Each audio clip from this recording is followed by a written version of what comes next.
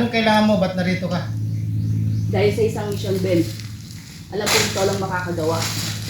Nadukot ang isang isip si Mr. Chief. Alam ko ikaw lang ang may kayang bumawi sa kanya. Matagal ko nang kinalimutan ng ganyang trabaho. Sa iba mo na lang ibigay. At pwede ka na makaalis. Marami pa akong ginagawa. Handang magbigay ng malaking pabuya ang asawa ni Mr. Chief.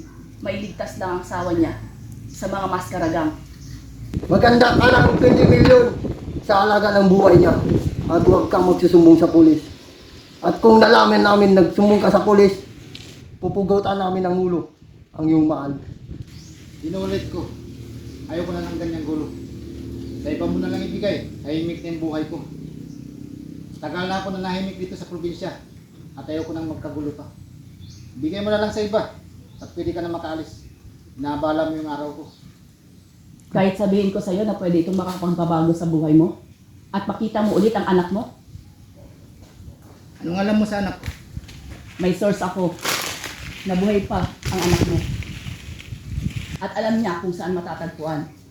Tanggapin mo tong misyon at tutulungan kita para mahanap ang anak mo. Saan ko sila matatagpuan? Boss, papatayin ko na ito! Tama na yan! Kanapatay pa yan! Tagtitimili natin!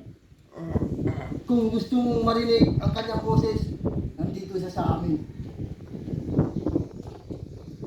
Hello, mahal. Pagbigyan mo na sila. Ayaw ko pa mamatay. Oo, narinig mo ang kanyang buhay at ang kanyang boses?